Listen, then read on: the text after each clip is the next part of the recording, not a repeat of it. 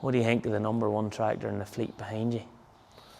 Is this the #1 tractor in the fleet behind us today? Oh aye. I have a wee man at home and that's the daddy. That's the daddy.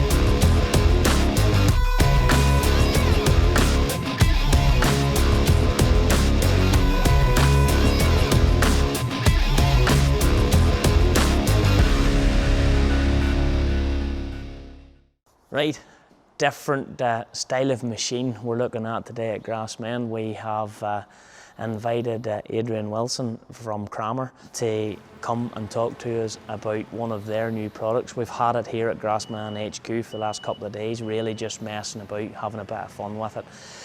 Kramer have been in the go a long time, and it's a machine from, I remember way back in my day, uncles used to run 312s, 412s, 512s. This machine is nothing like that, but I'm going to hand over to Adrian's going to take us around this machine and talk a little bit about the Kramer and the way Kramer works now and his job.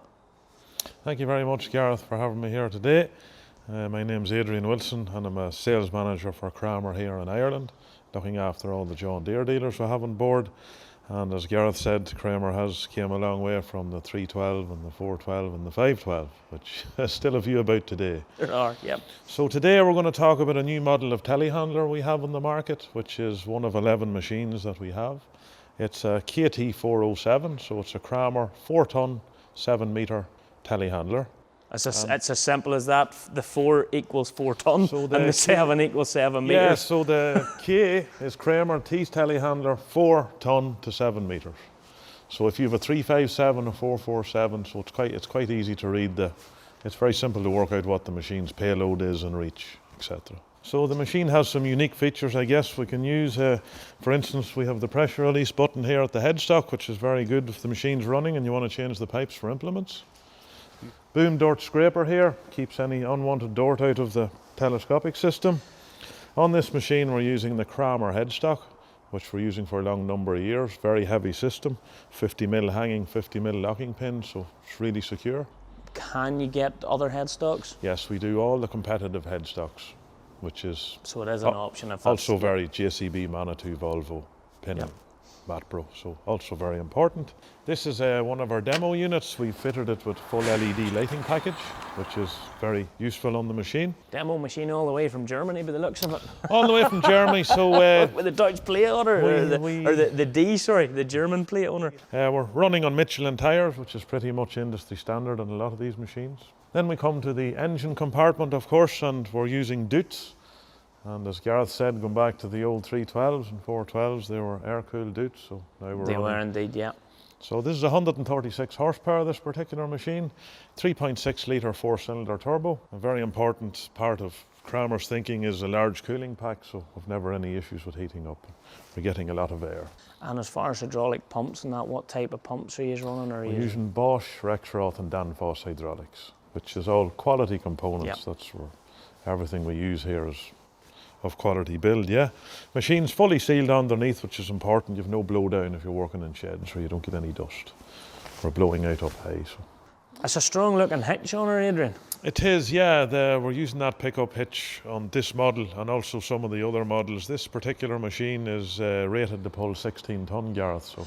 I did see a few videos you sent me on WhatsApp the other night where it was... a similar machine was pulling a pretty heavy load. Yeah. So 16 tonne, is that not quite substantial for a telehandler? Maybe that's common ground now, or? It probably is, you know, I suppose that's what it's rated for. There's probably not so many would ever be pulling the full payload, you know, but it's safely rated in the EU to pull.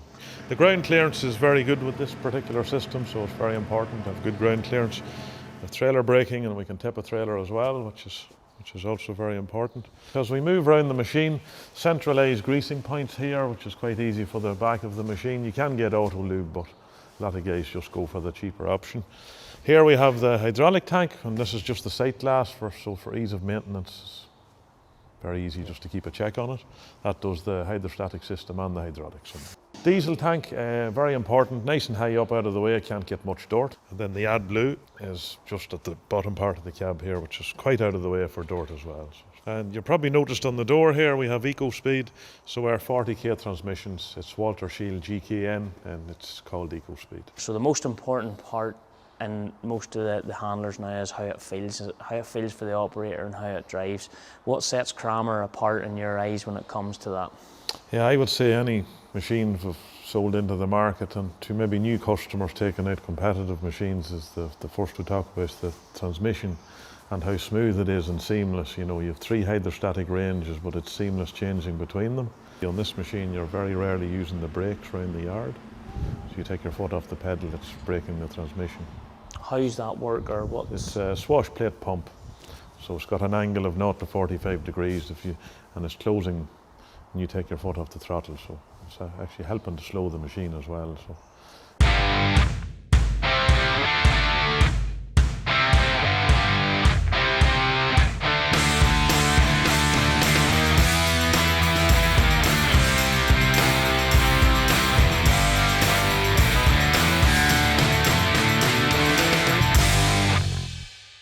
So we're just going to do a quick talk around of the cab and some of the features, I guess, that are quite unique to Kramer that we like to showcase. So I suppose we'll just do a quick start with the joystick. So all the functions are on the joystick, back and forward, boom in and out, and the third service is in the back of the joystick. The rubber switch in the back, yeah. Yeah, very easy to get onto, user friendly, keeps your left hand on the steering wheel, so you never need to take your hand off here.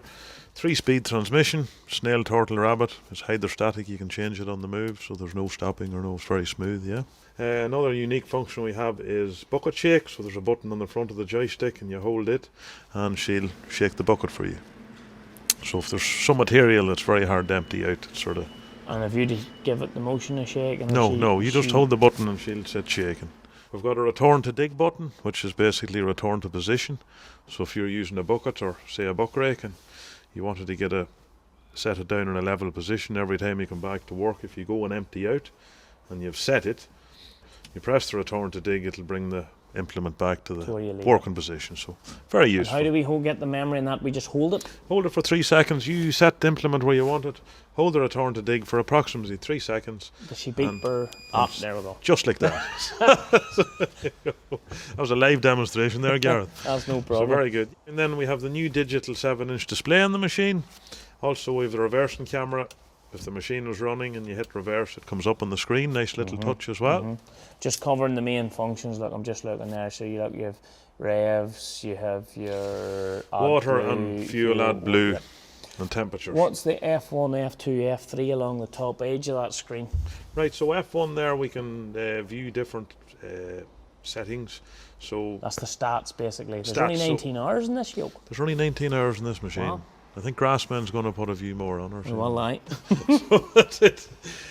You can tell a little bit about voltage, what hours to service. A lot of guys just leave it on the time, the clock. Yeah. And then F2 is a pretty cool function. So we have 3 speeds of the total hydraulic flow of the machine. So if we're on 3 bars, that's 140 litres a minute. 2 bars is 2/3 of that approximately, and 1 bar is about 1/3 of that. If you want to slow down the overall flow of the machine. No, and then F3. So we can basically go into the third service for the speed of the flow there. We can turn it from 0 to 100%. The third service is shear grab, for instance. Yeah, or a bale handler. Whatever we have on. Number 2, with a constant pumping switch there if we were a road brush on. So constant flow to the third service at the front. Oh, yes. Oh, I see. You'd probably want that pulled down a little bit. Yeah, you can vary the flow. And then for the trailer tip, we can also vary the flow as well. For tipping and that's just up in your right hand there. I noticed that last night. There, and I guess the other unique function, smart handling here on this switch. which is if it's in manual mode, you're in control of putting the boom in and out yourself. If you put it into pallet mode, as you lift the boom, the machine will automatically extend, and it'll automatically retract in a straight vertical line up and down. So the beauty of that is, you know, if you 3.5 ton on the machine, it keeps the weight and the safe working parameters of the machine in a straight vertical line up. So faster working cycles, keeping the machine stable. And then the one I found by mistake. And the one you found by mistake is bucket mode, where the machine will only retract. So it's really good for, say, loading heavy work like loading manure or something. You know, when you're finished emptying out into maybe a trailer, as you're putting the boom down, she will suck it right in to her working position. Boom, suspension, and a few other standard functions like other machines. You said to leave the boom suspension in auto. Yeah, if you're going to do a lot of loading, I think it's better than auto, because the boom suspension doesn't cut in until about 6 kilometres. And if you're constantly on boom suspension, you're losing a wee bit of... You'd lose a wee bit of lifting power, but yeah. For sure. So automatic's probably one of the better places to leave it, for and sure. other than that, it's fairly straightforward. And changing the road mode and speed mode, Sorry, so we want the full We're 40k. just on a dial here. If you're in the Rabbit in 4-wheel steer, it's 0 to 30k. But if you lock the back wheels, which you can do on the move, it lets the machine into 40k. But that's switchable on the move. You have crab steer as well, of course. Like, That'd be a good one on the move. it is. Tend to go sideways a lot. So it's good. As far as Kramer is concerned, as a business, are they the drive? Is there a big drive for more machines, or what way do you see it? I mean, I know everybody wants to sell more machines, but of course. Yeah, I would say, I suppose we'll talk about Ireland here, but north and south of the border, we have the John Deere network on board, and we've really lifted the profile of Kramer through the John Deere network, I think. Last year was the first 12 months, now we're going into year 2, so yeah. Pretty neat machine.